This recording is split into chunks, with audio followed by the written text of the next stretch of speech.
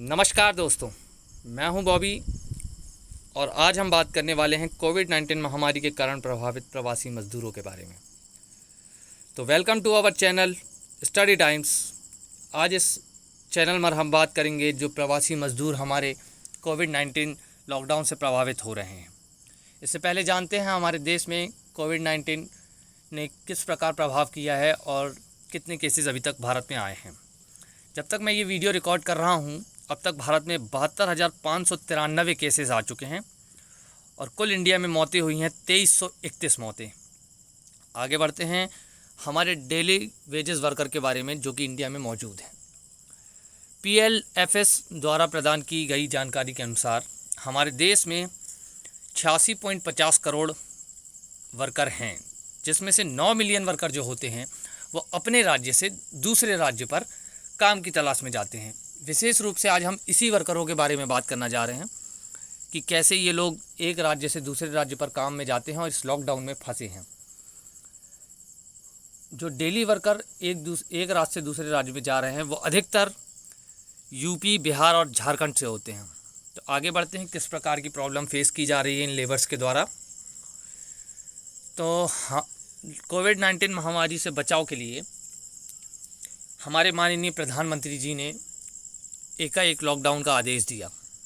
ये एक अच्छा फ़ैसला था क्योंकि इसमें कोविड-19 महामारी से बचने के लिए, बचाव के लिए, लोगों से दूरी बनाने के लिए लॉकडाउन का फ़ैसला लिया हमारे प्रधानमंत्री जी ने।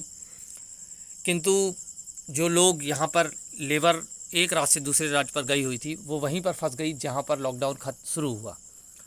तो देखते हैं क्या प्रॉब्लम फेस कर रहे हैं ये लोग। सबसे पहले स्टार्विंग में ये आ जाता है कि ये जो मज़दूर होते हैं ये प्रत्येक दिन कमाकर खाने वाले होते हैं। इनमें से कई मज़दूर अपने घर पैसा भेजते हैं, उससे बचाते हैं और अपना जीवन यापन करते हैं। तो लॉकडाउन के कारण भूख का सामना करना पड़ा इन्हें, भूखमरी सामने आई क्योंकि बहुत से NGO सरकार ने सहायता की, परंतु हर एक तक ये चीज़ें नहीं पहुंच पाई और एक समय तक ये ही पहुंच पाई क्योंकि इतना सहायता करने के बाद भी फुलफिल चीज़ें नहीं हो पा रही हैं। दूसरा है फाइनेंशियल क्राइसिस। जैसा कि मैं आपको बता चुका हूं कि ये जो लेबर होती हैं ये प्रत्येक दिन कमाकर खाती हैं। तो जैसे ही लॉकडाउन हुआ इनका कार्य बंद हुआ, कारखाने बंद हुए, तो इनका डेली इनकम जो होता है वो बंद हुआ। इस कारण से ये इतनी पूंजी नहीं जमा कर पाते हैं कि अपना आगे का समय खाना और रहने में व्यतीत कर पाएँ और पैसे इन्वेस्ट कर पाएँ। आगे चलते हैं तो हम देखते हैं कि रहने की व्यवस्थाएं कम पड़ रही हैं।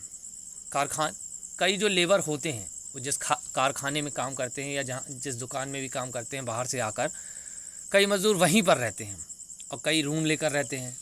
तो जैसा कि मैं आपको बता चुका हूँ सब चीज़ें बंद हुई तो पैसे आना इनके पास बंद हुए। तो ये किराया नहीं दे पा रहे हैं जहाँ पर ये रहते हैं, किराए पर मकान लेकर। कारखाने बंद हुए तो कई दिनों तक हो सकता है कारखाने में इनको जगह ना मिल रही हो। बहुत सी प्रॉब्लम इनके द्वारा फेस की जा रही हैं। आगे बढ़ते हैं तो हम देखते हैं डिप्रेशन एक कारण है। डिप्रेशन इस प्रकार का कि इस महामारी के शिकार वो ना हो जाएं, क्योंकि वो अपने प्रदेश से दूर हैं तो अपने घर की चिंता इनके पास होती है। पैसे नहीं है इनके पास तो किस प्रकार से ये आगे का जीवन चलाएंगे, अपने घर क्या भेजेंगे, बहुत सारी प्रॉब्लम होती हैं।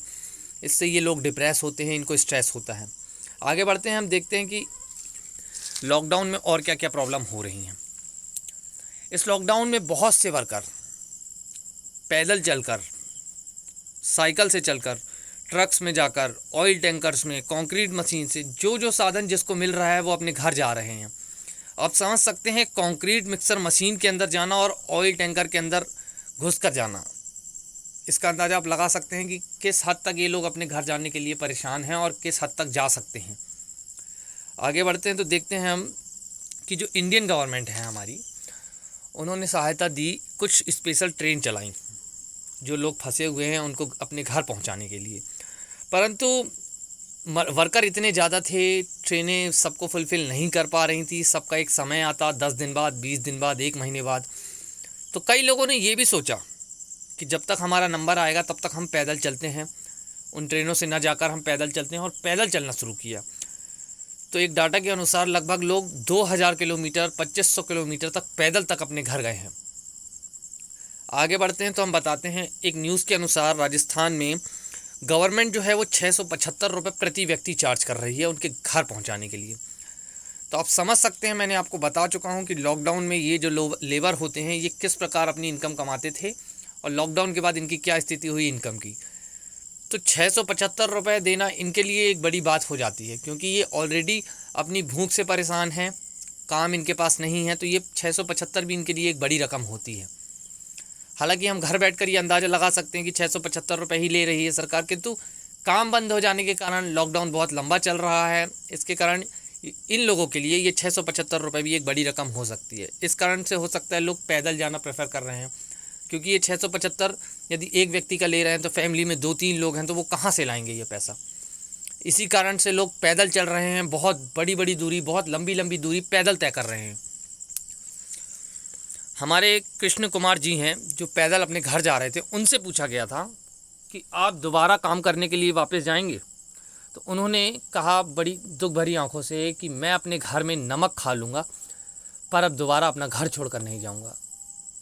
इन मज़दूरों का दर्द हम समझ सकते हैं, क्योंकि पैदल चलना 2000 किलोमीटर अपनी फैमिली के साथ, धूप और ये महामारी, इस बीच में 2-2 हज़ार किलोमीटर पैदल चलकर ये जा रहे हैं, तो इनका दर्द हम समझ सकते हैं। तो मेरी विशेष यही सबसे गुजारिश है कि जितना हो सके लेबर्स की मदद करें। यदि आपको कोई पैदल जाता दिख रहा है तो उसे सही मार्गदर्शन दें, खाने का पूछ सकते हैं आप उनसे दूर मत भागिए, क्योंकि ये लोग ऑलरेडी इतना परेशान हैं, बहुत दूरी तय कर रहे हैं, इनका साथ दीजिए। इसी के साथ जय हिंद। और कहना चाहता हूँ, यदि आपको हमारा वीडियो पसंद हो तो आप लाइक करें, कमेंट करें, कमेंट सेक्शन में बताएं कि आपको और क्या चाहिए, तो नए कंटेंट हम आपको बताएं और अच्छी अच्छी चीज़ें लेकर मैं आपके सामने आऊँ। सब्सक्राइब करें। जय हिंद, अलविदा चाहता हूँ।